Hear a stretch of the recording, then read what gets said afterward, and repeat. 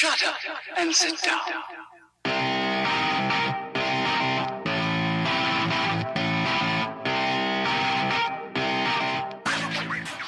Cyclists are incredible athletes as far as endurance goes, but a great deal of them fight like little. Viva, viva le Tour de France. Y a le maillot jaune, le maillot vert. Speedos. Not only do Speedos offer very little protection for your manly or womanly bits, but they also look wrong. Yes, it'll prevent you from getting farmers' tan lines, but no, that's not a valid excuse. If you want to do group rides without everybody trying to drop you, steer well clear of Speedos. You are far less likely to end up being arrested for indecency or severely reducing your ability to start a family. You are listening to Le Podcast Day Dialed with Matt Legrand, Evan Price, Lance Hepler, and Jake Von Turing. 5-time Tour de France champion, Bernard Hinault, once said something that you should really chew on. You can't win without suffering. Whether it's in the mountains or in a time trial, you have to spare no effort. You may feel drained at the finish, but the joy of winning helps you forget everything. Viva Le Tour. Viva le Tour de France. Viva le Tour de I wear Speedos. When I'm at the store, you know I'm wearing my Speedos. When I'm doing cardio, I'm wearing Speedos. It feels super breezy like I ride tornadoes. Swimming in my Speedos. Hi, and welcome back to the Dial Podcast. I'm Jake Von During. I'm here with Matt Legrand. What's up, ladies and gentlemen of the internet? You guys look COVID-tastic. I feel fine. You feel great. I feel fine, too. Coming to us over the airwaves of the Verizon Wireless Cellular Network, Mr. Lance Hepler. Thank you, sponsor, Verizon. What's up, my friends? It is Dr. Lance Hepler here for your listening pleasure today. Dr. Lance Hepler, Lance Romance. Listening pleasure. It is a listening pleasure. International Man of Mystery. International Man of Mystery, what you been up to? Oh, I've had a rough couple of weeks. We had some plans to go through Utah and Idaho and maybe part of Colorado, and it all fell to crap because, like, on the third day out, my wife tested positive for COVID, and the reason we were coming was to spend some time with my daughter Kelsey and my son Lake, and we were bringing a vehicle to Lake. We had gotten his vehicle fixed, and we were delivering it to him. And he's in Moab, Utah. And my wife got COVID. I managed to. She felt terrible and sick, and was like very exhausted and cough and sore throat for a couple days. But I thought I had squeaked by. But 4 days after she tested positive, I tested positive, and it kind of hit me like a freight train. A lot worse than I thought. So, just what you guys want to hear is my nasty tales from the road. So, when I tested positive, we were in central Utah somewhere. We were rock hounding for. Hey, here's rock talk for you. We were rock talk. We were we were rock hounding for petrified wood pieces in Torrey, Utah, and we found some amazing pieces. It was with like crystal inlays and quartz crystals. I can't wait to polish them up. You got it. They were pretty amazing pieces we found. And then I tested positive, and we went to go spend a couple days with Lake, but he is working as a river guide, and thought we should not spend time with Lake. I don't want him to get COVID. And so we went up to the mountains because Moab was like 108 degrees. It was uncomfortable. It was too much. And so we went up to the mountains and camped one night, and my symptoms just got worse and worse. And so we ended up going to Grand Junction, Colorado, because we found a hotel there. I don't know. This may be really poor form, but this is what we did. I knew I was COVID positive, and we rented a hotel room for like 3 nights. Was that a jerk move? No, I don't think so. People remember when this whole like pandemic started, people were like doing the exact same thing. You test positive, you leave your family, you go check into a hotel room, and you kind of lock yourself away. I think that's okay. Do you disclose to hotel management, though, that you have COVID and they might want to be careful going in there? We nobody came in the room while we were there. And when we left the room, I said, I want you guys to know I tested positive. And so we took care of all the trash in the room. Yeah. But you're going to want to be more careful when you clean it. And they're like, thank you for telling us. We will suit up when we go in there and clean it. Yep. Did you give the manager of the hotel a big wet kiss as you left? Because that's the way to go. It's like seal the deal. You have to Lance Romance out. I licked my fingers and wiped them across the counter. Okay, good work. I thought that was good. But yeah, while we were there in Grand Junction, Colorado, my breathing actually started to get worse and worse. I could feel the fluid buildup in my lungs, and my pulse ox was dropping a bit. These Garmin Epix watches have a very accurate pulse ox on them, which is kind of amazing. I kept testing it, and it was dropping enough that it freaked me out. And that's so scary.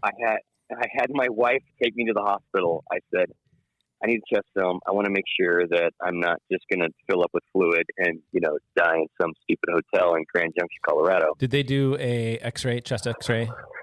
They did. They took a chest X-ray I didn't get to see the film, but they said, you look fine. My pulse ox ended up being around 94, 95 while I was there. So after being there for, I don't know, we were there for 3 or 4 or 5 hours, something like that. They said, you're good. You can go. And I said, okay, thank you. I freaked out for nothing, but no, that's scary stuff right there. Suck it up, Hep. Exactly. Not going to die of no COVID. You're going to die bombing down the side of a mountain, right? That is much more likely. Exactly. So yeah, we got on the road and left Colorado and drove through Utah. We came up to Sun Valley, Idaho, where it's 75 and beautiful here, and the weather is perfect. There's great canyons that we can kind of hang out at. The dog can run to her heart's content. The canyons have cell signals, so I can actually talk to you guys and keep up with my TikTok videos. You know how important that is. Are you on TikTok? No. Well, I have. Yes, I have rock. I have rock counting stuff on TikTok. I want to follow you because I probably follow I don't know if I follow anyone on TikTok. Maybe one person. I'm going to try and follow you. Where do I go? LanceRomance.tiktok.org. Probably. I have no idea what it is. Hold on, I might not have TikTok. I say I have TikTok, but I do have TikTok. All right, I'll search for rock hounding. Yeah, find you. So I'm definitely. Go ahead. I was going to say, so you're going to be on the road until after the 4th of July? Is that the plan? Our plan was to have a family vacation here. Our daughters are going to come up and meet us with their significant others for the 4th of July here. We have a family home here. It's not mine. It is now my sister's. My sister has bought it from our family trust. So my older sister owns the home now. We are not staying in the home because our week doesn't start till next week. So we are happily camping in the National Forest canyons while we're here. Yep. Yeah. So plus we have all our favorite restaurants in town, and we have access to everything we need while we're here. So it's been good. That's so good. I did manage to get out on my bike yesterday just to see how I felt. And yes, I felt terrible and have no legs, and that is just fine with me. I need to kind of roll over. You can tell my voice just sounds a little wrong. But drop dead anyway. sexy. Don't make me laugh. I'll start coughing and I won't be able to stop. But yeah, sexy is what I was going for. Thank you, Matt LeGrand. That sucks, but it's good that you're okay. That's all we are truly concerned about, is that you're okay, and that hopefully you can rebound and have a nice 4th of July and come on back this way and get back on your training plan until you take off again for another month and a half. I think I'll be okay for a bit. Thank you. Right on. Anything else? No, I already talked too much. You guys didn't want to hear all that crap. Hey, Matt, how about you? You want to backpedal a little bit? Yeah, I think I've done mostly swimming. I've gone out on the bike once or twice, but nothing big. The weather's turned for the much better here. Basically, on Tuesday, all of a sudden the weather just flipped a switch and just got gorgeous. Summer solstice. Summer solstice. Mother Nature waited until the very first day of summer to say, hey, here's your weather. Yeah. And yeah, I've been doing some walking, which I'm very proud of myself. It's like when you can't walk and then all of a sudden you kind of can walk. Like I went like the past couple days, it's like go for a 1 mile walk. And I went for my mile each day. And today I did a 2 mile walk. That's on good. Heritage Trail. I'm proud of myself. And again, it doesn't hurt when you ride a bike. Nah. I wish I could give you my Achilles because I don't need it. I'm not going to be running. You can just have it. And, I don't want the ankle that comes with it, but well, if you get the right one, you're okay. Yeah, got to pick the right one. But you need it for stand-up paddleboarding, which I'm not sure if I could do at this point. You don't think you can stand up saddle? It's interesting. It's like for some reason, biking is no problem, or even standing up biking seems kind of okay. Stand-up paddleboard is like if you think about like those feet muscles, and all that stuff. It sounds like if you get in that might be able to do it. Plantar flexed position, you're okay. But as soon as you get to neutral to dorsiflex, right, it's just going to start aggravating things. And that lateral tilt. It's interesting. Yeah. Like it might. I actually sometimes think like, well, stand-up paddleboarding might be like PT. Like might be like very good PT for what I should be doing. Same. But I also. Every time we go to the water, I'm like, Kristen, you stand up paddleboard. I'm going to swim, and I swim, 2,000 meters, and then I'm like, this is awesome. I love swimming in the water. So there you go. Yep, that's good. Fallen Leaf Lake, it's been good. Water's good right now. Cool. I think this past week for me was a rinse and repeat of the week before. I did not do anything special. The only caveat is I didn't. I mean, I did get out and ride almost every day. I just didn't get a long gravel ride in this past weekend because busy. Father's Day stuff going on and all that fun stuff. So how was Father's Day? It was good. Better than mine. Oh no. My wife got COVID. Oh yeah. So I didn't put that into my back pedal. My wife got COVID. She so I took over all the weekend stuff, which is getting kids to swim races in the Dalles, back and forth in the Dalles. It was a mess. Fun. It was a horrible weekend. Yeah. I think the only cool thing that was worth noting is Mr. Evan Price got married. Mr. Price got married. Yeah. I missed his wedding. At SOB, we got him finally married off, and he's now he's all Cassie's problem. Exactly. And he is currently honeymooning in the state of Hawaii. What beaches? The Aloha State. The Aloha State in Kona, if I'm not mistaken. But yes, Kona. He's out there having a good time. He was like a couple days in Maui, and then he's been the last 3 days in Kona. So is that what it was? Okay, cool. Okay, it looked like it. Yeah. Okay, I didn't know that he did the whole Maui thing too. So good. Did you go to the wedding? According to his Strava. Yeah, we'll trust Strava more than anything else. The wedding was awesome. Yeah. Was it good? I like. Full disclosure here, I don't like weddings. I don't like going to them. It's just like that. I've done so many of them. It's just whatever. And And Evan's a good friend. I'm looking forward to seeing a friend get married off. But I still I got to go get dressed up. You got to go do this whole thing. And the second we got there, and the second the wedding started, it was fun. And it all kicked off because Kit, who's been on the show before, Kit Hunders, has he been on the show? He's been on the podcast before. Yeah, yes. At the old location. Why? And he was the officiant of the wedding, and he was hilarious. He's just a funny guy. He was just spot on, his comedic timing, and it was like the perfect mix of everything. And it really kind of nailed Cassie and Evan's, their vibe, and he had everybody laughing and just whatever. So it just started off, and then we get to the actual reception. And Cliff Stanford, who's been on the podcast as well, was the DJ for the wedding, and he had DJ OG1, I think is the DJ that was there helping him. He's actually the DJ for the Portland Trailblazers. Oh wow! So those two guys were there, and they were knocking it out of the park, playing all kinds of great music. Got to hang out with Cliff for a little bit, and then there was a bunch of people that I hadn't seen before, or hadn't seen in a while rather, that were there, and got to chat with them for a while. So it was a really fun wedding. Had a good time.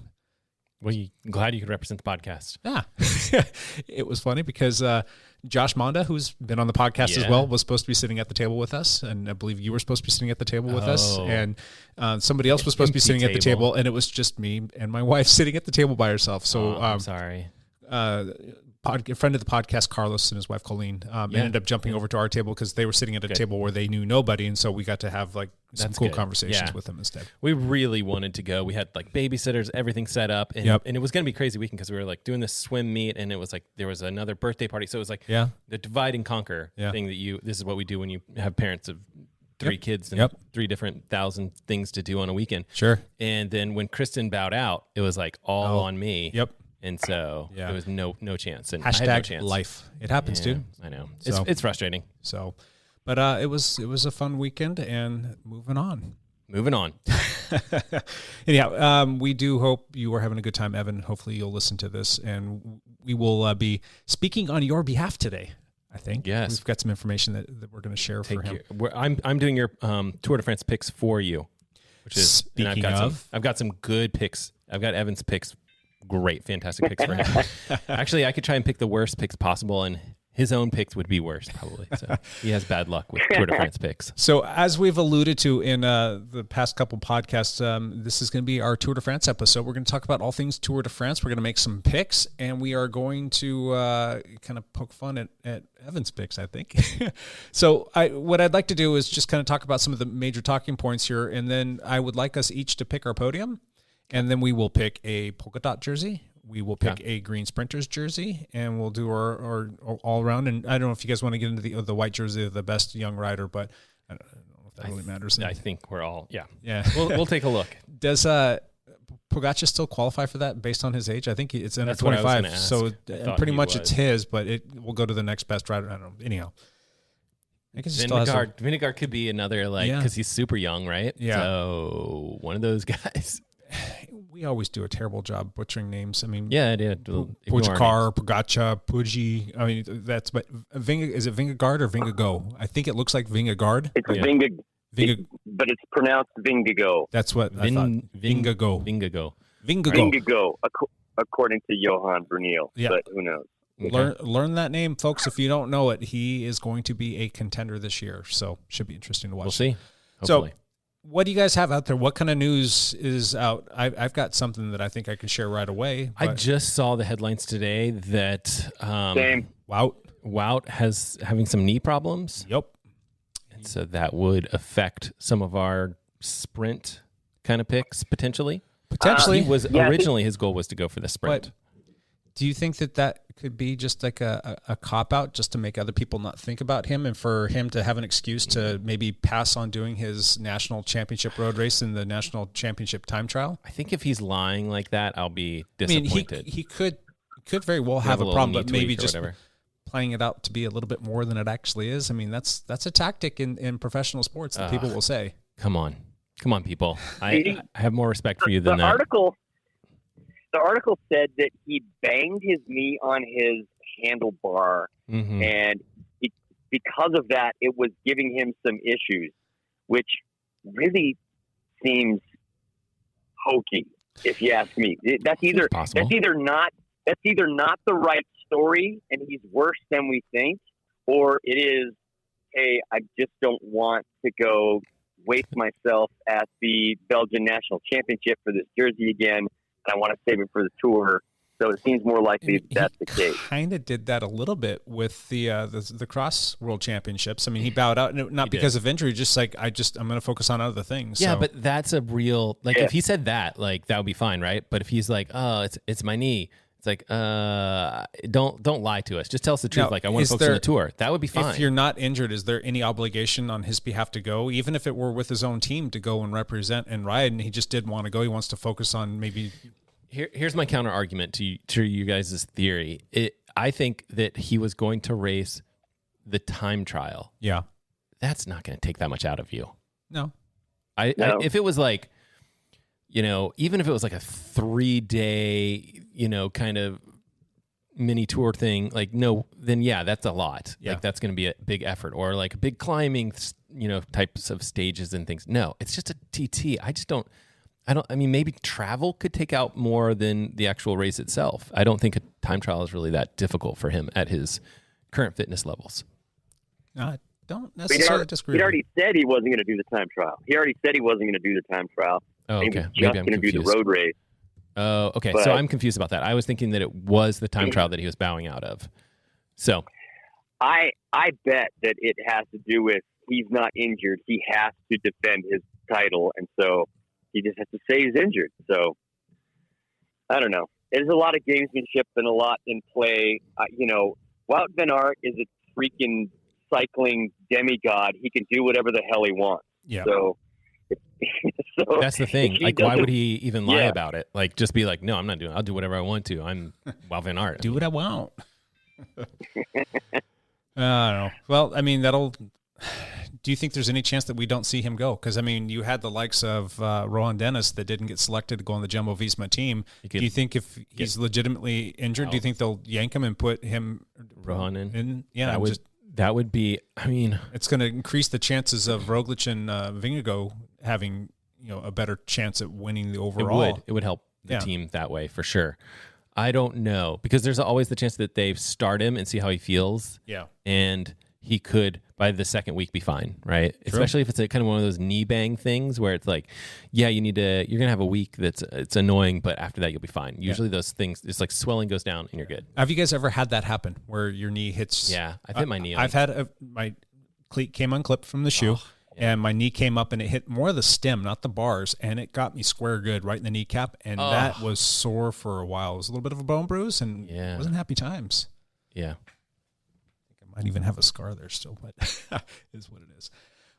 What other news out there other than what's any news with Egan Bernal? I mean, I feel like I saw that he was like starting or thinking about doing. Let's look. I've got all of the lineups here now. Do we have a full official start list, or has that not come till? They do have it out there based on what the teams have reported thus far. Let me see if I can find Ineos here. Ineos was one of the ones that was like holding out to the last minute, I think. Maybe we don't have that then, because I'm looking through all of the jerseys here and I'm not seeing an Ineos jersey. Yeah. I think Froome and is it Matthew Woods? Is that the Canadian? Yeah. They're both starting. What is that, Team Israel startup or something? I can't remember the name of the team. Well, it's Israel Premier Tech now. Okay, gotcha. So they've got Michael Woods, for sure. Froome's in there. I think Evan always picks. I think Evan always picks Michael Woods, and I'll also just throw Froome onto his picks as clear GC favorites. Yeah, for him. That's cool, Lance. That is a spectacular picture you just sent us. That almost looks photoshopped. That's my view as I'm talking to you guys. That's rough. Dang. We'll post that up to share with everybody. That might even be the thumbnail for this podcast. Oh, we might want to address the fact that the podcast was supposed to be out yesterday. We're actually recording this a day late, and it's just because we've had so many moving parts. Yep. Matt, how many goggle and watch videos did you make this week? 107. Yeah, that's why we're super busy on Matt's front. It's my fault. Lance been driving on Utah, coughing on everybody. Yeah, sorry. So anyway, better late than never, though, right, guys? Better late. Well, this one could qualify for this week and next week's. Or we'll be here next week. We'll be here next week. There's no lineup for Ineos, so that is $1 million question. What's going on with Egan Bernal? I mean, maybe one of us can look that up while we're sitting here. Well, I feel like we do have like a bet going on the podcast, and I don't even remember our own podcast, guys. So you guys can remind us. Evan said he was, and you were a hard no, and I said was a hard no. Most likely not. And I think Lance agreed with me. So I think everybody said no. Matt was a hard no, and Evan said he's going to be there. So okay, come on, Evan. We would have heard by now. I think we would have heard by now if he was going to be there. Well, they haven't even announced their starting lineup yet. But here's another question. I mean, they're saying that Geraint Thomas is probably going to be the primary person that they're supporting for this. And Richard Carapaz, that's another thing, is leaving Ineos, and he's going to EF. He's leaving. Yeah, he's going to EF. That team's kind of falling apart, aren't they? Well, so is Carapaz not even going to be on the Tour team, most likely? Well, I don't think so. I can't imagine that. It doesn't make sense for them not to. I mean, if they're going to go there just supporting Geraint Thomas, I mean, I like he's a good dude, just strong rider, but what is he, 34, 35, 36 years old now? We just talked about that. He's on my podium list. Is he really? I know. It's such a stretch goal. I like him. That's kind of how I kind of feel like about you. I'm like, well, I kind of like him. So I'm just going to throw him in there. Yeah. I think he's had a good race this season somewhere. I have to look it up and see. I mean, he could still get after it. Was it the Tour de Suisse that he had a good showing at? Did he win that one? Or something like that? Yeah.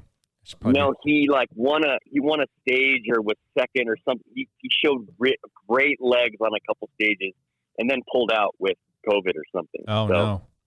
Yeah, he is 36 years old, so. Dang. Getting old. And then Danny Martinez is another one from Ineos that they're talking about, is a 20 to 1 odds, and Geraint is 28 to 1, so maybe they are throwing their weight behind somebody else now that I'm looking at the startup list. But how about this? Peter Sagan won a stage. And was it the Tour de Suisse again? I think that was one of them.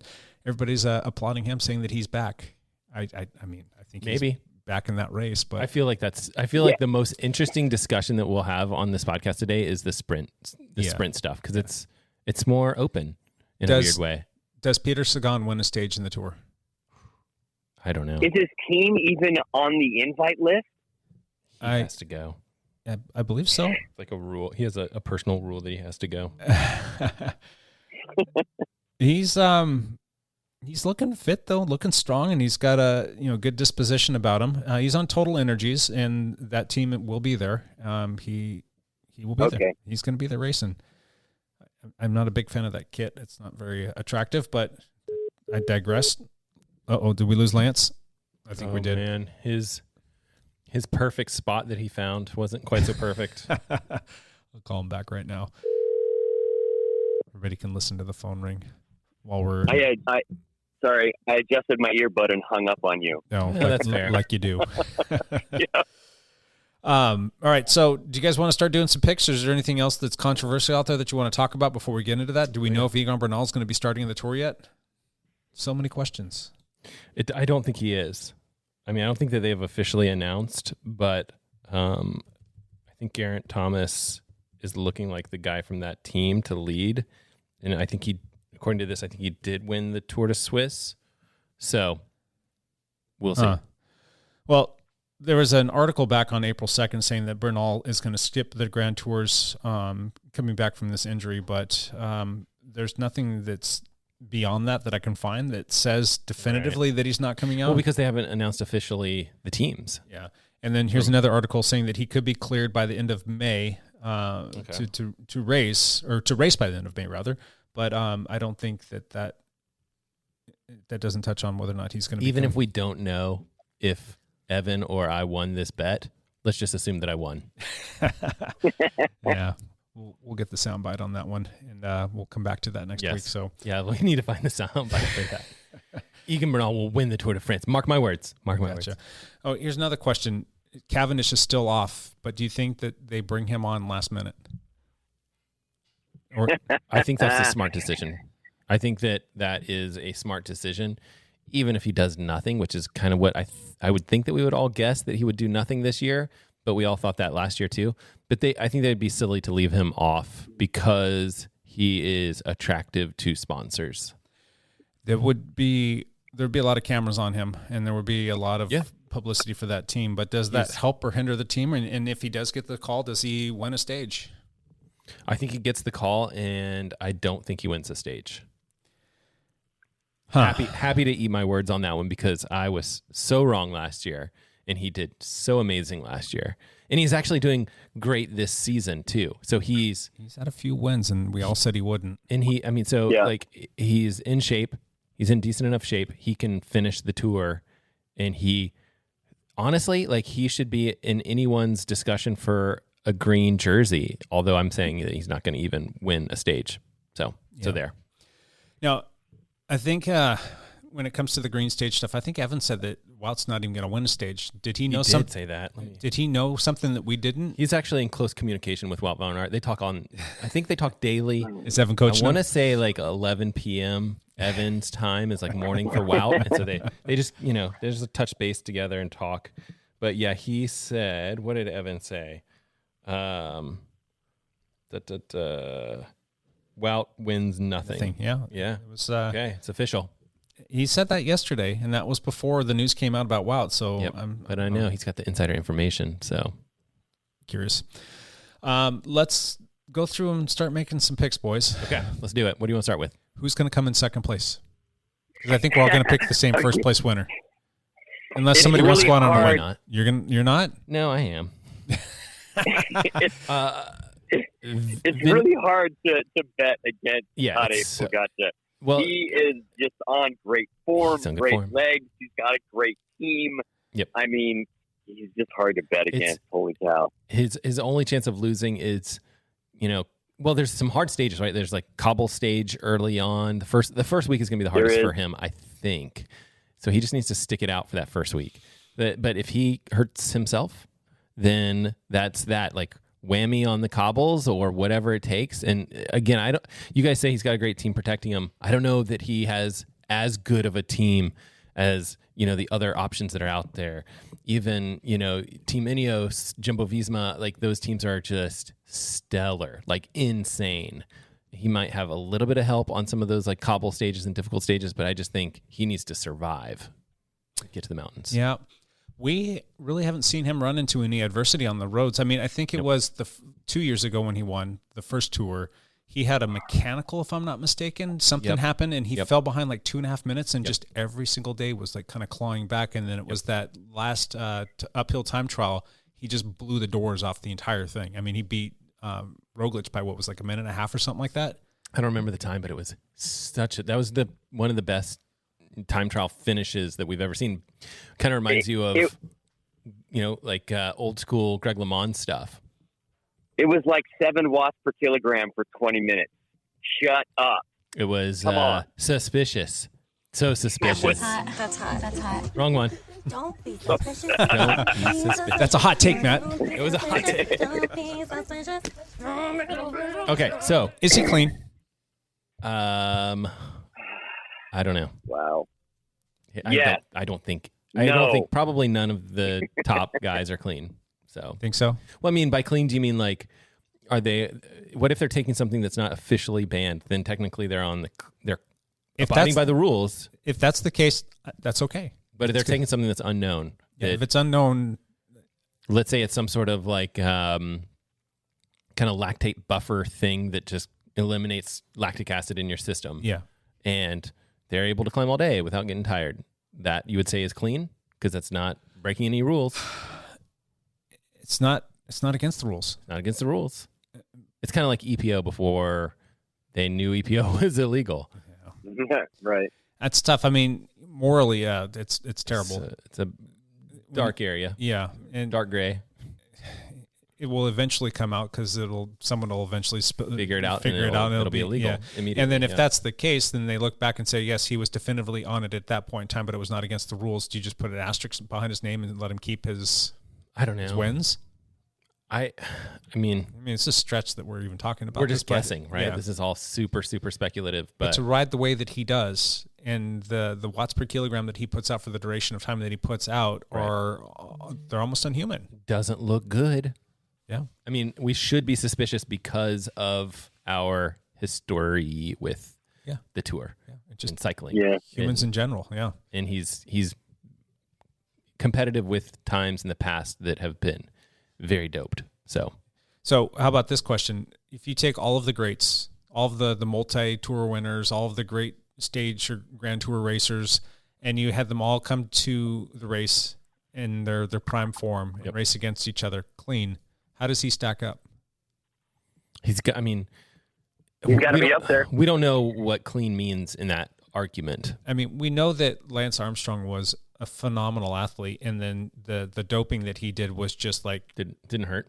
Yeah, it was rocket fuel for him, but it was like the icing on the cake. But even without the dope and everybody being on some sort of performance enhancing drug, people always have said that he would have still mopped the whole field. People would say that, but you just don't know. Yeah. I mean, he might have had better doctors than other people that were very, very good athletes at the time. True, but just about everybody in the peloton at that time was also on something. Yes, true. But if he had better doctors, he had better doctors. True. Right? Yeah. If you get it nailed down a little bit more. One guy's, there's some Italian guy who may go unnamed that's instead of doing EPO, he's all hopped up on cocaine versus Lance Armstrong, who's got a very regimented EPO, with Dr. Ferrari. It's like, okay, there's drugs and then there's drugs, right? Yeah. So who knows? I'm not going to say that Lance was the best of the era just because we don't know. We are not able to kind of say like everyone get clean and then race and let's see who's really the best because that never happens. It's really hard to do that looking like at all the greats like Eddie Merckx, right? Like you'd think he would be like the dude just because he can just win anything. Yeah, and another thing is if you take Eddie Merckx and you bring him up to present day and put them on like current bikes and helmets and aerodynamic stuff. I mean, that could be pretty fantastic. So, but at the same time, like I think they train smarter now than they ever have. Yeah, they understand it. Depending on pharmacy stuff. Who knows?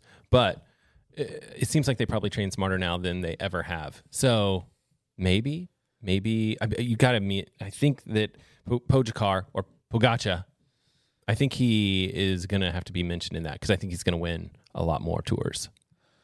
I don't disagree. He looks good. He looks strong. I just don't see. I mean, anything can happen, but he looks strong. So I guess to go back to where we were talking about is I think we all, even Evan, agree that he's the clear favorite to win. Anyone else, Lance? Anybody else think that would you not pick him for some odd reason? Like if you pick someone else and you win, you're going to look like a pure genius. How can Jumbo-Visma as a team dismantle the UA machine that supports Tadej Pogačar, who can potentially just do it on his own without his own team?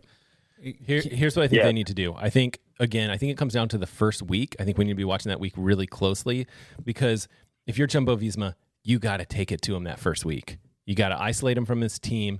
You got to put some time into him because that's like you've got some difficult stages in there that could be tricky for him. Although he's just an all-around good rider. I just think that he doesn't have the team like Jumbo-Visma that I think could really put a dig into him that first week. But if he stays on his bike and he doesn't crash and he doesn't have a mechanical and he finishes with the group in that first week, it's his race. Yeah, I agree. Huh. Maybe sabotage if you're a different team. Maybe sabotage. Stick in the spoke. Stick in the spoke. Stick in the spoke. That's their technique. Yeah, we know how to beat him. We know how to beat this guy. The Oma Opa sign holder to slap him upside the head with their sign. Yeah. That's a good idea. The old sign trick. I'm super excited to start watching this. It starts on Friday, in case any of our listeners are curious about this. Wait, I should say a week from Friday. Following Friday. July because 1st, this podcast right? is going to come out today, Correct. Thursday. Mm-hmm. So people will probably be listening to this maybe on Friday. The following Friday is the tour start, July 1st. Yeah. So if he's the foregone conclusion to win, and we'll probably go out on a limb. I mean, I don't know who you guys are going to pick for second place, but I mean, I think it's got to have to come from somebody from Jumbo-Visma. I can't see anybody else unseating them. I mean, between Vingegaard and Roglic, that's a pretty dynamic duo there, and it's pretty tough to say that someone's going to be able to come from, beyond them to take second place on the podium. Can they work together, or is there going to be a little catfight, internal team issues? We've seen this so many years in the tour. Roglic is such a team player and such a good guy, and he's not the egotistical maniac that a lot of alpha cyclists are. I think Jonas Vingegaard also seems that way too. Yeah. Like he seems like last year when he was second, or I think he was second last year. Yeah, he was just like, I'm just trying to do the best I can here, guys. Like it was just like he seemed so green and just like wide-eyed and like happy to be where he was. It was just a cool experience. Yeah, I think that, a lot of things can change. There's a lot of dynamics that go into this, a lot of variables. Yep. And if one of those guys starts to kind of like naturally float to the top, I think the other's just going to step right into a supporting role and in their own right still try and stay in contention. Yeah. But if something should happen later on down the road with somebody having an accident or mechanical or something unfortunate happening, that other person can step up and try and maintain that position. But I definitely think that once the picture comes into clarity, one guy is definitely going to step down and help the other guy, and I don't think either one of them would have an issue doing that if that's what it came to. Which one is it? Ooh. I think that, oh gosh, I don't know. I mean, Roglic. They both could be on the podium. In all honesty, like that's not a bad podium right there.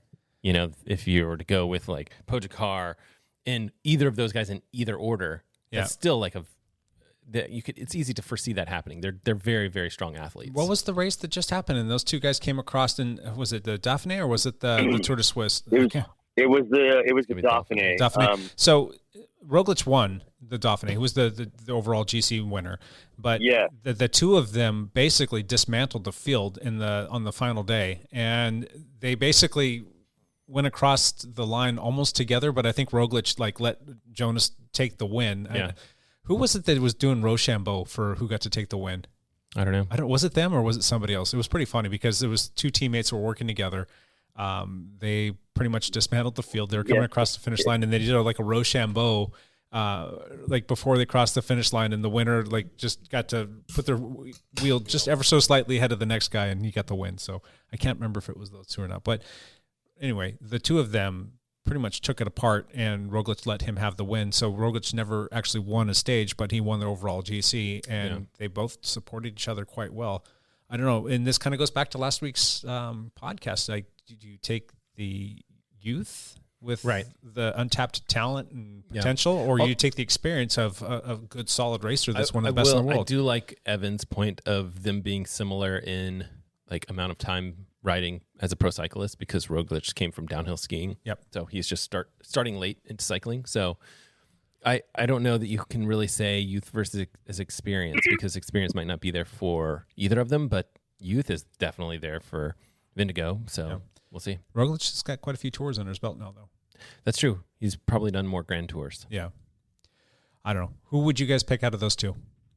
You know, I can't imagine that the team is going to be able to support two potential GC guys and Wout Van Aert for a sprint stage. It seems like spreading the team really quite thin. 100%. And because of that, I think that one of those two guys is going to come to the top pretty quickly. Yeah. Like the first mountain stage, they will decide who the guy is.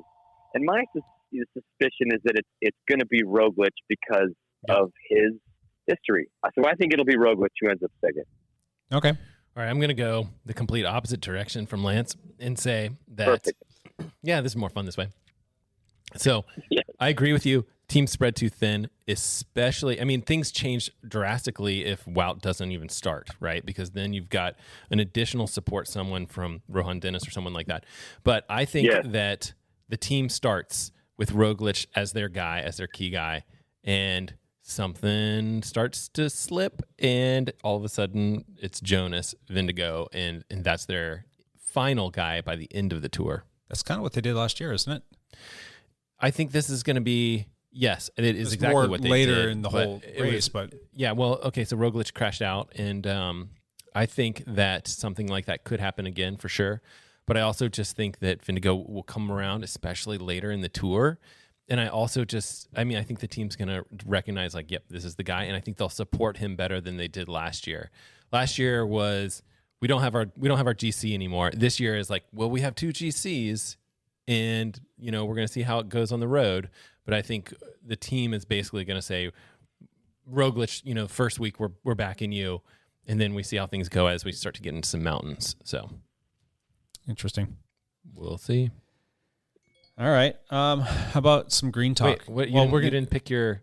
You said you don't know between those two. Oh, between those two, Roglic. Roglic. I still think it's the Roglic show until it's not. Yeah. So I think that's possible. Until it's not, you mean you think he's going to make it all the way? You think he's going to get second? You're putting your money down. Roglic gets second. That's what I'm going to say. Okay. And that's great. It's a great pick. And it's not that wild. None of these picks are wild, unfortunately, guys. We need Evan here for that. Froome. I'm almost of the mindset, though, that I think Jumbo-Visma is going to figure out a way to beat Tadej Pogačar. I'm almost on that fence that that's going to happen. All the firepower. They do. And especially if for some reason Wout ends up sincerely being injured and is unable to start the tour, and they bring... It's almost like they're better off. It is, I in think some so. ways. Although Wout he can just do anything. If he's healthy and he starts, and he could probably win the green jersey and still play around and help on a mountain stage. Oh, yeah. Like, he's just that crazy. Well, I mean, he won a mountain stage, a TT, and a sprint stage last year. That's and almost unheard of. The final ridiculous. Paris. Yeah, pretty crazy stuff. Yeah, so. and he beat Cav on the Champs-Élysées to prevent him from breaking the record. It was great. I still want to know how much that Venmo transaction from Merckx was to. Right. Wow. Exactly. So, God, I'm so excited for this to start. I know, me too. I just want to sit down and take it all in and get up early, drink the coffee, watch the races. That's exactly what's going to happen. It's going to be fantastic. I'm just going to come over to your house for coffee. Hey, there you go. It's going to be so nice. I'll like 5 a.m. Jake, wake up. Let's go. It's tour time. Give you the code to the front door. Okay, exactly. Perfect. I'll just be on your couch. Yeah. Okay, so how about a third place? I mean, I think this is where it gets interesting. This is the Wild West right here. Do you think that we could see somebody we haven't seen before? Do you think a Frenchman will finally land on the podium for first time in a long time? Romain Bardet. I will actually be very pumped. I will be cheering for him the entire tour, but I don't think he's going to be on this. He's older now probably. I don't exactly know it, but he never quite gets there. And I don't think he will again. Any chance we could see a 2-3 from Jumbo Visma? Yeah, absolutely. That could be interesting. That's a smart bet, actually, if you're looking at the talent. Yeah. We're gonna say Lance? I think that's two. I don't think there's any way. One of them is going to have to sacrifice themselves. They're Lance, they're some so mountain good. Stage. Yeah, I don't know. Yeah. I think they're good enough. They could do it. One of those mountain stages, one of them's going to have to sacrifice himself for the other. So because Tade will be right there with them, and one of them's going to have to attack to try to get Tade to burn some matches, so the other one can go. I think one of them is going to end up losing 5 minutes on one stage, and will be out of it. Yeah, the guy that's going to lose 5 minutes is named Seb Kuss, and that's not one of the two guys we're talking about, Lance. Those guys are legit. I think that they can actually go. They can attack just like a GC would attack and attack, and I think that those guys are going to be able to make it potentially all 3 weeks. I mean, I'm not putting Roglic on my top 3 list just because I want to be different from you guys, but I do think it's possible for Jumbo Visma to have 2 people on the podium, which would be a big tour for them. It'll be a pretty cool experience. I also don't think that outwardly they're telling everybody that they're going to support both of them for GC. Yeah. I think internally there is a guy that's picked, and it's going to be fill in the blank. And they're just saying that unless they're looking at the numbers of power, and there's something crazy going on. If that's the case, which would be very interesting, because those guys know the numbers. They don't want to play. They don't want to show their hand. No. They're not going to. They're wanting to have everybody say, we don't know if it's going to be him or him. Well, it's going to be both of them. But I think at the end of the day, there is a guy that's that's going to be the one that they're going to support, and the whole the dual thing is just a contingency for. Okay, so let's say the team's which we all kind of think they're going to pick Roglic to be the guy, and then Vindigo, they're not just going to be you have to go on day one, you have to go off the front. They're not going to do that. They're going to have him sit in, and he'll still be supported. He's not going back to the car to pick stuff up for Roglic. He's going to be there, and he's going to be supported. I still think that although they do have a guy in mind for that first week or so, I still think that Vindigo is going to be protected somewhat. Oh, yeah. So I think it'll be really fun to watch. It's the tour's not won in the first day or even the first week usually. Yeah. It's more of it starts to take shape in the second week. And the third week you have a pretty good idea. They're the tour can't be won in the first week, but it can be lost in the first week. This is true. And it's so true, right? Because it's there's a couple stage and people are going to get hurt. So does Ineos have any chance at knocking somebody wearing a Jumbo Visma jersey off of? Geraint Thomas is my pick for... Motorcycle just went by Lance's. Ride motorcycles out there. A motorcycle has a good chance of making the tour podium. Geraint Thomas is going to be third, which is I think a crazy pick, which I like. Okay, but yeah, he's in shape. He's fit. He's going to have a good squad behind him. I think that he is well supported and well liked and just preferred by his team and squad to do something big. And he's a former tour winner, so we know he's got the pedigree. So he's my third pick. Gotcha. Which would be a good day for him, I think. Gotcha. Good. Lance, do you think that G's got a chance of landing on the podium? No. No. There's no shot of G. Will he be in the top 10? I think he'll be in the top 10. That'll be but good, I don't think he'll hit the. Yeah, I don't think he'll be on the podium. I would love to see him in the top 10. That would just be fantastic. Yeah. But I don't see that happening. The odds makers also are talking about Tom Pidcock being there, and they have him in the odds. So that'd be interesting. I'm curious if Ineos actually takes him. Do you think he's got any fighting chance in him to do anything special?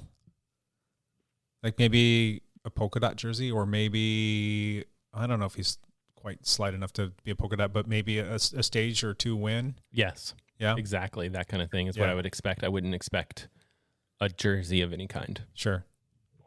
He sure has quite a pedigree, and he has great legs, but he hasn't done a Grand Tour yet, has he? Not to the best of my knowledge. 3 weeks, a long time. Yeah, 3 weeks is a long time. And he's certainly got great legs, but I don't know. I think he'll be. I doubt it. I don't think he'll do anything. Does Chris Froome finish in the top 150? I don't think Chris Froome finish? That's the question. Does Chris Froome, is that how many start? 150? I think so. Yeah, roughly. Does he finish the tour? I will hope that he finishes the tour, because I think that, I mean, no one would admit this to him, but I think finishing for him would be a big victory over his really horrible crash that he had. So finishing, I think, would be good.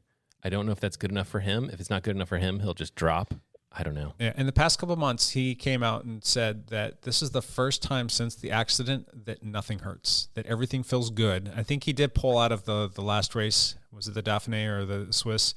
And I think he wasn't feeling well. I think he was ill, if I'm not mistaken. But other than that, he has said that he feels good, nothing hurts, and that he's going to be competitive at the Tour this year.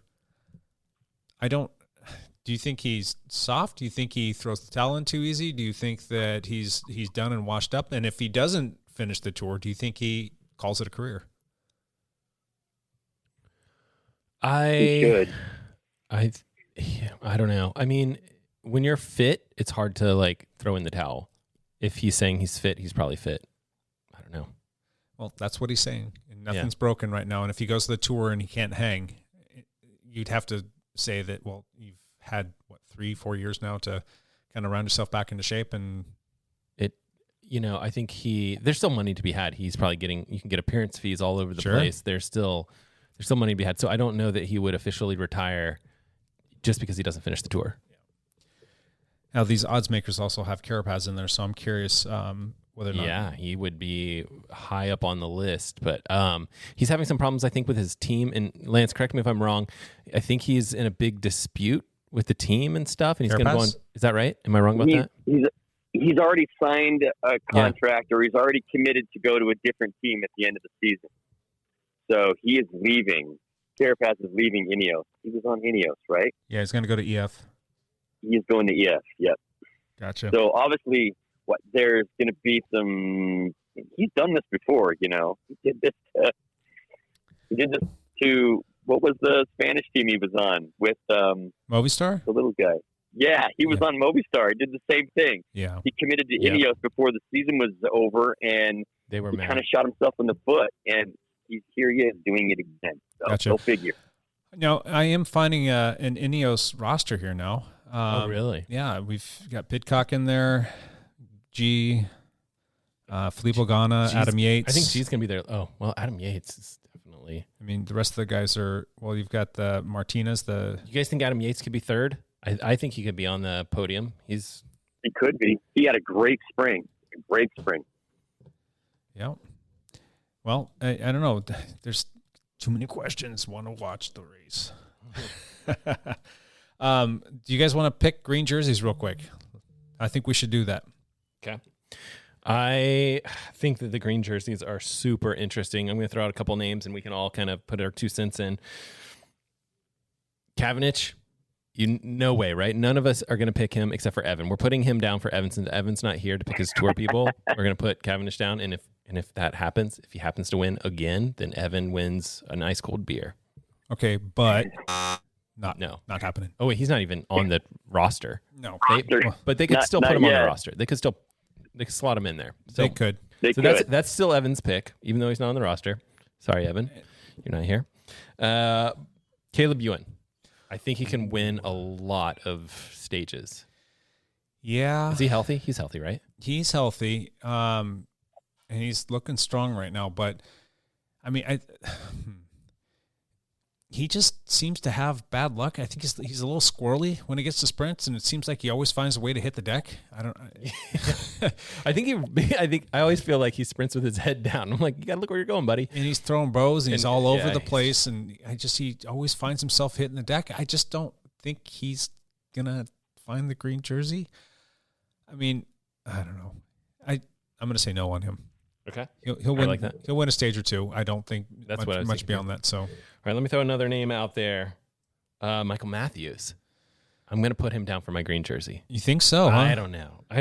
It's between him and Sam Bennett. Sam Bennett's a strong possibility. Really yeah, but I'm going to go Michael Matthews. I don't know why. Just to be different than you guys. Michael Matthews. So who are you taking, Lance? I'm going with Wout because I'm a Wout lover. And his knee is going to be fine. This knee thing is a joke. And it's a joke. Yep. Joke's I'm on me. prepping more for the tour. Yep.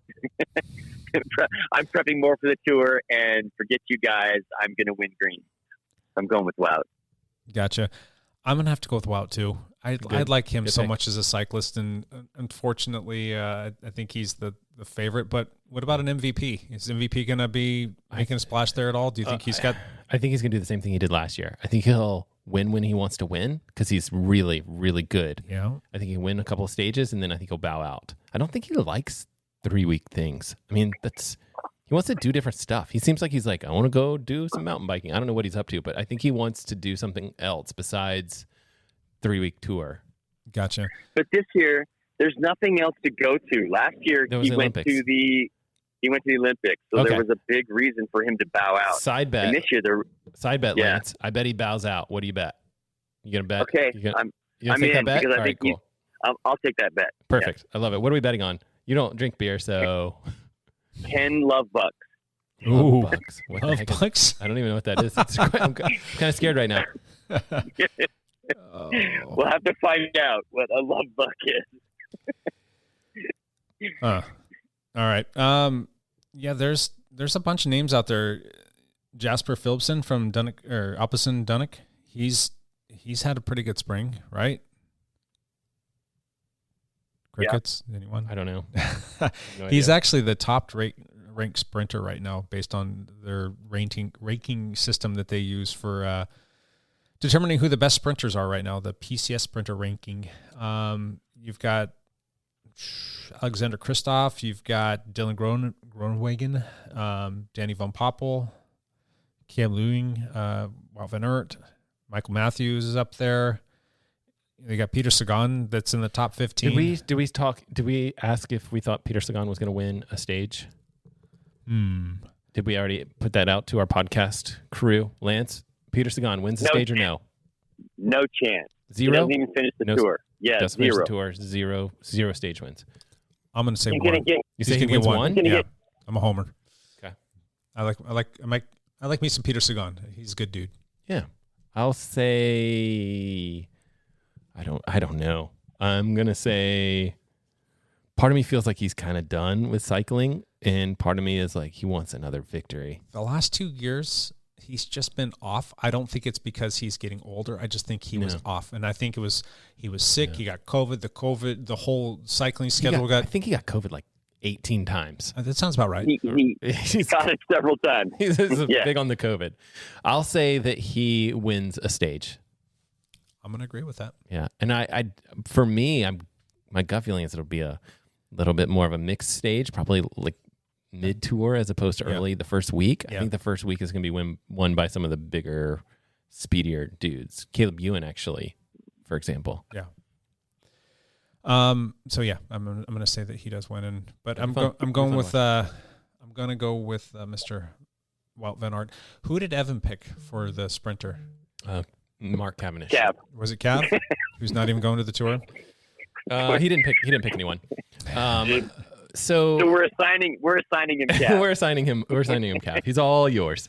Who's the cyclist that he absolutely hates? Who does like the classic stuff? And I can't remember. There's some cyclist that he like can't stand. Oh, it's absolutely the young despises. kid. The Evan young Pohl. guy. Evan Pohl. Yep. Yes. Evan Pohl. That's Price's pick right there. What was I He's going to say? not even a sprinter. The first. Perfect. Okay, so the first stage is a pretty short time trial, right? Is it prologue, whatever? It's like something like I want to say it's like 8 or 9 miles, or maybe it's like super super short. It's Time trial. 8.1 miles. It's Okay. an individual time trial. That's stage 1. That's how we're starting off the tour. Who do you think's going to start that up, win that thing? Wow. Yeah, absolutely. It'll be Wout He could. Yep. Filippo Ganna. Okay. or Filippo Ganna. Yeah. That's Garrett Thomas. He's fast. You got to join the podcast if you come in here. Yeah. Anyone else? Like we know Pogacar can time trial. Pogacar, you think he doesn't want to win the first stage? He can time No, trial, but he's and not going to beat those guys. Yeah, not enough flat time trial, and I think it's in Copenhagen, and I think it's flat. So flat with some turns, flat with some tricky turns and stuff. Yeah, that's either Ghana or Van Aert. I don't think anybody else will beat either one of those. You need two. someone that can excel, like put some watts down. Yeah. Yes. I don't think we're going to see much of anything from him until late. Probably the middle to end of the first week. We might see him poke his head out a little bit, but the first stage is a time trial. The second stage is a flat stage of 124 miles. Yeah. The third stage is a flat stage, 113 miles. Stage 4 is 107, and they're calling it hilly. Maybe we'll start to see some stuff there, but I mean, I could see like a hilly stage like that. Somebody like a Wout van Aert, if he's healthy, or if he's maybe good. Peter Sagan. There you go too. Who knows? So there's a lot of stuff. The longest stage on the tour this year. That second stage is not. I don't remember seeing anything like insane. 140 miles is the longest stage that they have here, and that's going to be the stage 6. That's pretty long. And it's hilly, so that could be an interesting one. Jake, does it go? It goes Copenhagen, Denmark, and then does it go to Belgium for like 2 races and before it hits France? Don't know. It's got the names of the cities, but I don't know what the city. Okay, so there's one stage early, like there's one stage in the first week where they go over this really long bridge again, and they may have done this in the past, but it's something like it's quite far, and it's supposed to be like super windy.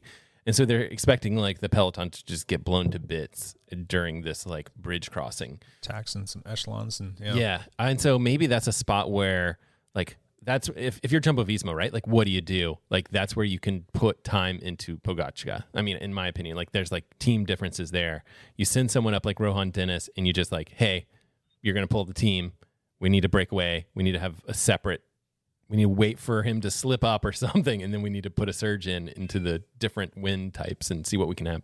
If you can break that peloton, you know how that sometimes happens where you end up with like basically 2 groups on those windy days. That could be interesting. Yeah.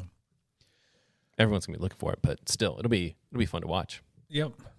All right, so we've talked about green. Do you guys want to talk about the polka dots? Do we care about these little? Isn't it going to be whoever wins the tour is going to win the polka dot jersey though? Or do you want to just... Most likely, but they pretty much end up... There are some specialists that will go after just those points. Romain Bardet would be a perfect person to go for that, but I think Pogačar is going to destroy the hills. I don't disagree with you. And he's young, so that's the white jersey too, I think. You got any thoughts on that, Mr. Hepler? I don't. I mean, unless the GC is fairly settled in the second week, then they'll let somebody that's down an hour and a half on GC to gain, polka dot jersey points. But usually it's usually the same guy. So they're trying to put something together on the hills. I mean, that's where the race is won, right? So, right. And they just turn out some ridiculous times on those climbs. So it's just not fair. Gotcha. That's unreal. Is there any chance, let's talk about teams real quick, that Jumbo Visma doesn't win the best all-around team? Did they win the best all-around team last year? They had an amazing team last year, and I don't think they did win the best all-around team. Did they? I don't know. We need to look. It might have been the I can't remember. Look it up and have a look, because I mean they're the clear favorites. They've got to have them. I think even anyone that's riding that tour would say like, yeah, they're the team with the most talent. But it doesn't always go that way. You have crashing out. You have team that's supporting a specific rider, and they don't, their whole team itself doesn't finish, exactly where it potentially could. So who knows? Go ahead. I think it's the top 5 riders too. I don't think it's the whole team. I think it's the top 5 riders. Yeah. But I could be wrong. We are so studied up on this. We are very unprepared for this podcast. Well versed, gentlemen. Well versed. All right. Well, let's maybe start to button this up. We don't care about the white jersey so much. It's probably going to be like the best rider under 25. It's Pogačar, and it'll end up going to somebody else who we probably don't know. Pogačar or Vindigo. Yep. I think that either one of those would be good. If Vindigo's really doing a bang-up job supporting Roglic, maybe he doesn't get the white jersey. I don't know. Yeah. And more than I'm looking at this and trying to get more information on Ineos, I don't think that they're going to put G in the GC spot. I think it's going to be Danny Martinez. Yeah. I think that's the direction that they're going to go there. And he's and G would be like a team captain kind of guy. Yeah, and he'd be like a great step in the event that Danny has some sort of issue. And you got like the likes of Adam Yates. We haven't really talked about him too much. I mean, you kind of started talking. I mean, he could be somebody that could step up as well. Yeah. I'm trying to see if there's anybody else here. Yeah, Chris Froome for sure is going to do fantastic. He's going to win it all, according to Evan. All right. Well, any other thoughts on the Tour de France?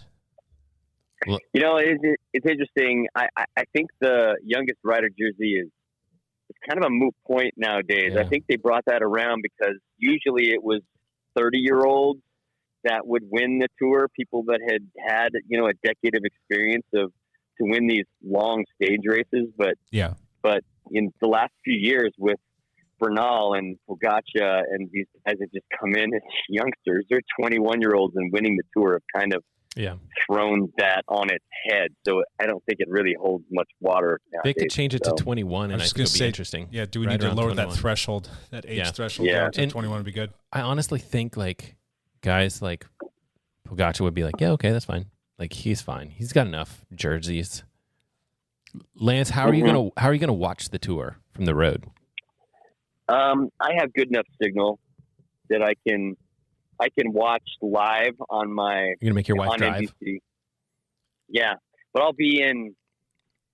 I don't know. I'll be in Sun Valley. I'll be in a home long enough that I can watch it every day, and then, I will be coming home right after that. I think is the plan anyway. So the rest of the tour, I should be home for the good weather months in Washington State. We do want you to come home. Yeah, that's the plan. Are you looking forward to coming home, Lance, or is it something where you're just going to want to get back out on the road again? No, I mean, the reason I left is because it didn't stop freaking raining for like 3 months. And so this is true. And now that I left, the weather is finally turning here a little bit. Generally July and August are like primo months in the Northwest. So I'm hoping to come back for that anyway. Gotcha. All right. Well, that's good. So just to recap, Tade's going to win GC. Tade's going to win the best young riders. Tade's probably going to win the KOM classification. Yeah. And Wout's going to win green. Yep, you got it. That's it. Does that sound about right? That's about right. Sounds a lot like last year. So Tade did win best young rider last year. He won the KOM last year. Yeah. And Cav won the sprinters jersey, and then Tade won GC, obviously. Crazy. And all right. I think he might be better this year. We need to talk about our fantasy pool. Oh, okay. So other people can get in on this? Going to get that set up. If you're listening to this, we will post up an invite to anybody who wants to join us and throw down and make us all look like idiots. Yeah, that'll be hard. We'll put that up on our Facebook page, and there'll be a link there that you can just kind of follow through and get yourself set up. Make sure you join this pool and not another pool like Lance Hepler, where he's battling himself. He's on his own. I was in a pool. I won my pool last year. I was in a pool all by myself. Yeah, you were also last place. Last place. That was also last. It's actually a lot of fun to follow this, and you can change your lineup and based on like the points that you get, and there'll be an overall winner, and maybe we'll have to come up with a little something, maybe a little grab bag thing out of the. You could win some swim, bike, run, rinse, repeat stickers. There you go. Yeah. Cool. All right, let's put a pin in that, and I'm sure we'll talk about more of this as the weeks come. That's all we're talking about. Yeah, we've got lots of thoughts and feelings on this, and we probably should have been a little bit more prepared. But hey, something's better than nothing, and we do have some good picks out there, I think, and it'll be fun to watch. Let's jump into one last thing. Mr. Matt Legrand, you've always got one good last thing. I can put you on the spot right now. No problem. Yeah, I posted a video last week about 2 Polar watches, which I don't think are... I mean, they're cool watches. I mean, if people are really interested in Polar watches, this is a good video to check out, which a lot of people are. They love Polar, and they love that ecosystem.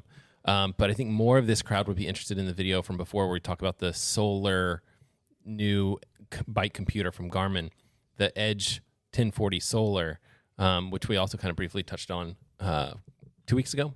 But the video that's coming up this week is probably going to be a little bit interesting because it's a comparison video between the Garmin Epics and the 955. Oh, wow. So it's kind of interesting because the new watch from Garmin, the 955, the Epics came out in January, like late January, early February.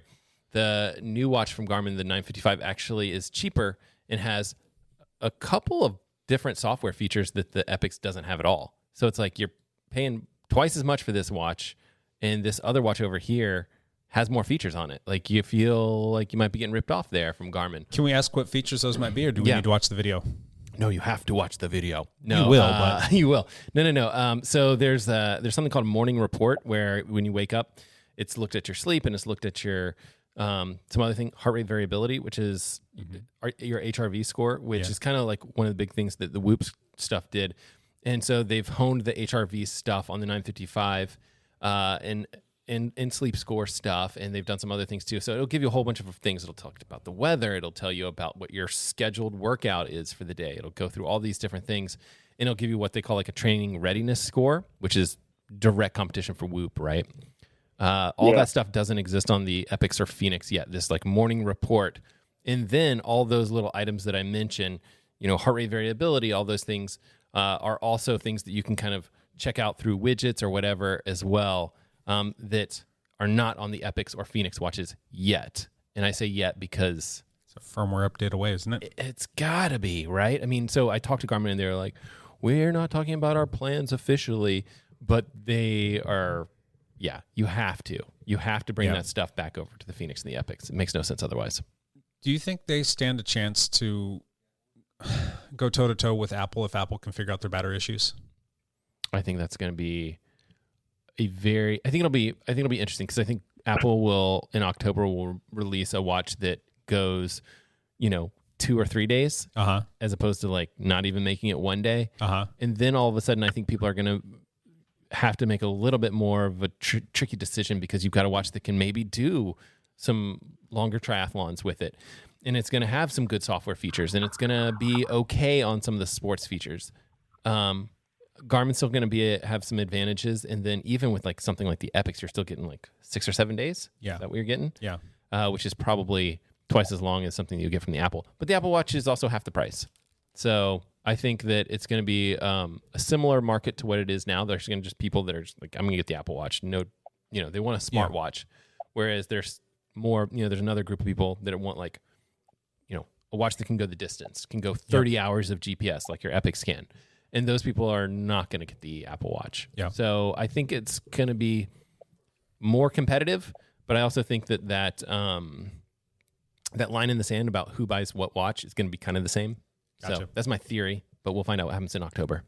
And I'm pretty sure that Apple's got their sights set on Garmin, wanting to come after that marketplace a little bit more because Garmin's king right now, aren't they? I would say Apple is like Garmin is like a drop in the bucket compared to Apple. Like Garmin is, I guess they're king of like sports watches and triathlon and stuff like that. Should have been more specific, but yeah. And cycling and things like that. Like Apple's never going to do Amp Plus. It's never going to work with your cycling radar, right? So it's like almost like, well, that's kind of a deal breaker for us. Other people, aren't going to stress too much about that. They're going to want their Apple Watch. They're going to want it to work with their phone and do phone calls and be able to open up their garage and all the other things that a smartwatch can do. But I don't think Apple cares about Garmin.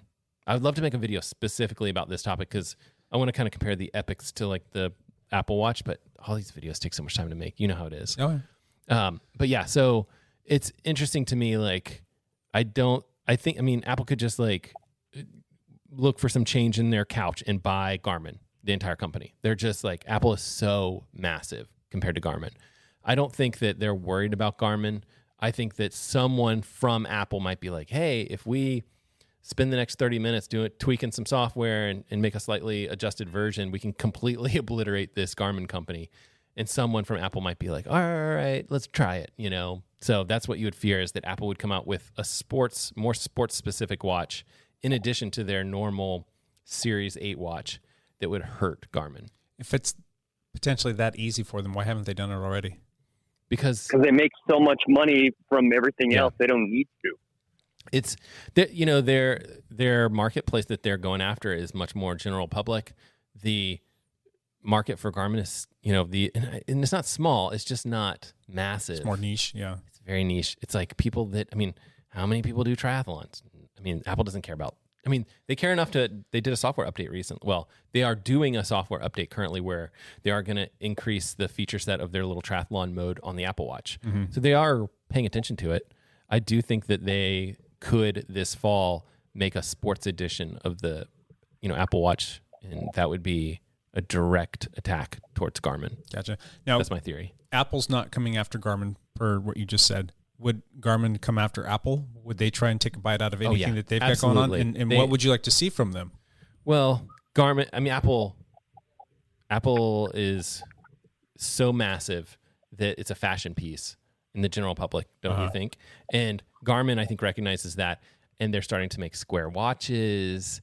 And I think is it their Venue 2 or something like that? I could be wrong about this, but like they're making fashion pieces for watches that kind of tie into the Garmin ecosystem, and they're okay. And it's just hard. Actually, some of them are actually really good, but it's a clear, I don't know, I wouldn't even call it an attack. It's a clear attempt to make an Apple-esque watch. Gotcha. To kind of try and get some of that market. So the yippy yappity dog that's kind of nipping at the heels of Apple, and Apple's just like kicking them away like you don't belong. Yeah, I don't know. I mean, I think Apple does its own things and doesn't, like, they're never going to worry about being compatible with a Garmin radar. They're just never going to worry about that. They're not even worried about being compatible with Strava, right? Like you can get your data off of the Apple ecosystem, but it's a pain in the ass, right? It's so hard. Yeah. Lance, you remember this, right? Like you'll like do a ride with your Apple Watch and you're like, I got to make sure this goes here and then syncs with a third-party app to get my stuff over to Strava, and then you have to hit the button on Strava. It's such a pain. Apple doesn't care. They don't care about that. Yeah. They want to keep everything in the Apple ecosystem. So everything's on your Apple. And that's the other thing to mention is that more than 50% of the population doesn't have an iPhone. If you don't have an iPhone, you really can't have an Apple Watch. So there's that. Well, if this is giving you the goosebumps and the little tinglies, go watch Matt's channel. Go check it out. Yeah, go check it out. Go learn some more stuff. It's free. It's free, people. Subscribe. Hey, Lance Epler, one last thing. I really got nothing else to share. I'm just going to spend some more time in high alpine meadows, I think, is what I'm going to do. I thought for sure you were going to say, it was Piper's 7th birthday, folks. Oh. I had that queued up in my head. I thought for sure that's what you were going to say. Well, it was her birthday yesterday, and I'm currently standing next. You might be able to hear it. I'm standing next to the mountain stream as she is rolling around upside down in the stream because she's hot. So, that's awesome. She's a good girl. Piper and Pepper have similar birthdays. Piper and Pepper. She's Big a good Piper. dog. Big Pepper. Been good for us. Well, hopefully you get better quickly, buddy. Hope you feel better. Thank you. Yep. Sweet. Well, my one last thing is that we're going to go flogging tonight. Tonight is the flogging ride. It's gonna be we don't fun. usually get to talk about that on the day of that we do a podcast. We'll put that out there. But if that doesn't count, then I'm just going to say that I'm excited to do my first camping trip with the family. Ooh, when's that? This weekend? Leaving a week from today. Week from today. Yep, we're going to be heading off to Detroit Lake this year. Okay. Done it one other time. I'm hoping that it's better this Up time. on Mount Hood? It's not up on Mount Hood. Where It's is it? it's in Oregon. By Salem, something like that. It's like east of Salem. But okay. It looked like it had a lot of potential, but when we were there, the water was really low. It was so low that they had the marina closed and a lot of the other amenities that we were looking forward to. We were going to rent a boat. We were going to do all the things, and like nothing was available. So we kind of fished from the shores, and we bought ice cream. We will follow your Instagram account as well as Lance's Instagram account because you guys will be doing some cool stuff in the near future. Hopefully, yeah. So should be fun. There will be stuff on it. Got lots of camping up in my sleeve. So we will be back with another podcast next week, and I will do my very best to get everybody corralled so that we can put it out on time, and we'll do our normal talkity-talk thing about the tour because that's coming up and all the other fun things that we need to talk about. So we do appreciate y'all listening. We will catch you next week, and until then, bye for now.